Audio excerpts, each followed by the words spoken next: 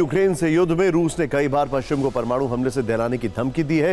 रूस को अगर यूरोप पर अटैक करना हुआ तो वो किस लोकेशन से अटैक कर सकता है, ये जगह कहां पर है, तो इसका जवाब कैलिनिनग्राद हो सकता है, क्योंकि कैलिनिनग्राद में रूस की सेना पहले से मौजूद है और अब यहां स्पाई सेंटर बनाकर रूस ने नेटो देशों की नींद को और ज्यादा उड़ा दिया है।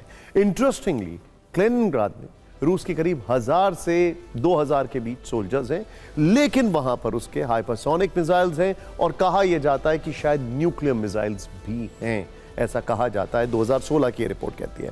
इस खबर की डिटेल जानने से पहले आपको कैलिनिनग्राद की कुछ वायरल और लेटेस्ट तस्वीरें दिखाते हैं। यहां सीक्रेट तरीके से कुछ ऐसा निर्माण हो रहा है जिसके बारे में जानकर पूरे यूरोप में हड़कंप है। यह पहली तस्वीर आप ध्यान से देखिएगा, 18 मार्च 2023 की है, जब यह जगह वीरान दिख रही थी। दूसरी तस्वीर 7 मई 2023 की है, यानी यूक्रेन युद्ध शुरू हो चुका है, जमकर युद्ध चल रहा है, जब यहां एक बड़ा सा सर्कल दिखने लगा, आसपास थोड़ी हरियाली भी नजर आने लगी। फिर तीसरी तस्वीर 22 जुलाई 2025, अभी कुछ दिन पहले की है, जब यहां सर्कल साफ साफ दिखाई दे रहा है और यह वीरानी जगह पूरी तरह से हरियाली से भर गई है। आप कहेंगे कि इसमें क्या खास बात है, तो अब चौथी तस्वीर देखिए, जो कि बहुत नजदीक से ली गई है। इसमें यह रहस्यमयी सर्कल आपको एक मिस्टीरियस स्ट्रक्चर में तब्दील होता हुआ दिखाई देगा। यहां 7 सिमेट्रिकल रिंग्स नजर आएंगे, जो कि एक बड़े से फेंस से घिरे हुए हैं। इस फैसिलिटी का डायमीटर 1.6 किलोमीटर बताया जा रहा है, 1.6 किलोमीटर। यह तस्वीर देखने के बाद सवाल अब इससे आगे का है, कैलिनिनग्राद के इस मिस्टीरियस स्ट्रक्चर में रूस आखिर क्या कर रहा है? तो पश्चिम रिसर्चर्स का दावा है कि रूस इस जगह से यूरोप पर नजर रखने के लिए जासूसी सेंटर का निर्माण कर रहा है। पूर्वी यूरोप पर निगरानी के लिए एक महत्वपूर्ण स्पाई गेट बन रहा है। रूस यहां से नेटो की निगरानी कैसे करेगा, इसके बारे में भी पश्चिमी मीडिया में विस्तार से खबरें छप रही हैं, लेकिन यह जानने से पहले आपको कैलिनिनग्राद का मैप देखना चाहिए। कैलिनिनग्राद रणनीतिक लिहाज से काफी अहम लोकेशन है। बिग वॉल पर देखते हैं, यह देखिए कैलिनिनग्राद। अब कैलिनिनग्राद जहां पर सिचुएटेड है उसको समझना जरूरी है। बाल्टिक सी के नजदीक जो बाल्टिक कंट्रीज हैं और वो कंट्रीज जिन्होंने यूक्रेन ठीक इसके नीचे यहां पर ऑन पोलैंड के पास इस तरफ नीचे की तरफ है, जिन कंट्रीज ने यूक्रेन को सबसे पहले मदद दी है, एस्टोनिया, लाटविया, लिथुआनिया, इन कंट्रीज के एकदम सटा हुआ इलाका है कैलिनिनग्राद। क्रीमिया पर कब्जे के बाद कैलिनिनग्राद बहुत एक्टिव हुआ था और कहा जाता है यहीं से वो पूरे यूरोप को मॉनिटर करता है। रशिया, रूस और बेलारूस बॉर्डर से कैलिनिनग्राद की दूरी 65 किलोमीटर है। रूस और बेलारूस, ध्यान से देखिए आप, कैलिनिनग्राद के आसपास कई प्रमुख नेटो देश हैं, जो कि अब आपको यहां पर दिखा रहे हैं। पोलैंड और लिथुआनिया में नेटो की सेनाएं ऑलरेडी मौजूद हैं। इसके अलावा लाटविया और एस्टोनिया से भी नेटो सैनिक तैनात हैं। पोलैंड 1999 में नेटो का सदस्य बना था। वहीं सोवियत संघ का हिस्सा रहे 3 बाल्टिक देश लाटविया, एस्टोनिया और लिथुआनिया भी वर्ष 2004 में नेटो से जुड़ गए थे। रूस अब इसी कैलिनिनग्राद में कुछ वर्षों से चोरी छिपे जासूसी का अड्डा बना रहा है, जिसका मकसद पूर्वी यूरोप की सैन्य योजनाओं को जानना है। दावे के मुताबिक यहां जासूसी सेंटर बनाकर रूस जब चाहे नेटो के पूर्वी हिस्से में संचार संकेतों और सैन्य रेडियो प्रसारणों को रोक सकता है। नेटो देशों की सेनाओं में होने वाली गुप्त बातचीत को सुन सकता है।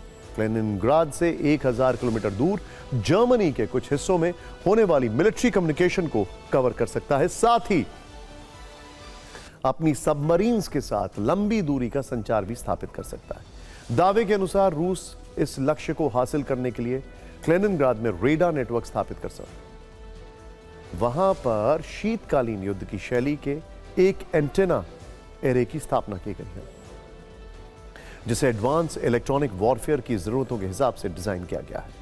हालांकि रूस ने नेटो के करीब इस तरह के जासूसी अड्डे बनाए जाने की पुष्टि नहीं की है।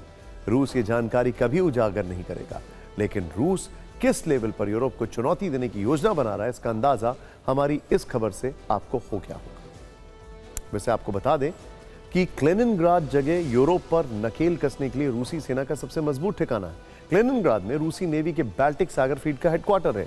रूस इसी कैलिनिनग्राद में अब तक 24 स्कैंडर मिसाइलें भी तैनात कर चुका है। स्कैंडर मिसाइल की रेंज 500 किलोमीटर है। कैलिनिनग्राद से स्कैंडर लॉन्च करके रूस जब चाहे पोलैंड, जर्मनी, यूक्रेन समेत पूरे मध्य और उत्तरी यूरोप में तबाही ला सकता है।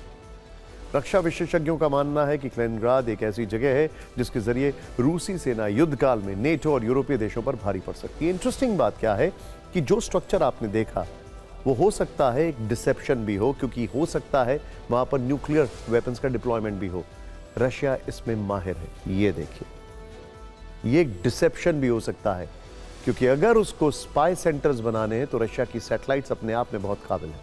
खैर, कैलिनिंग्राड से रूस बाल्टिक सागर में यूरोपीय और नेटो देशों की आवाजाही पर पूरी तरह लगाम लगा सकता है। और सिर्फ समंदर ही नहीं, जमीन के रास्ते भी रूस पोलैंड और लिथुआनिया को टारगेट कर सकता है। इसके लिए उसे सुवाल्की गैप पर कब्जा करना होगा, जो कि एक नया, ये देखिए कितनी अच्छी तरीके से हमारी टीम ने बताया, ये कि एक नया पॉइंट ऑफ कंटेंशन हो सकता है। सुवाल्की गैप कैलिनिंग्राड से को बेलारूस से जोड़ता है। सुवाल्की गैप पर कब्जा करके रूस पोलैंड और तीनों बाल्टिक देशों का नेटो के बाकी देशों से संपर्क काट सकता है।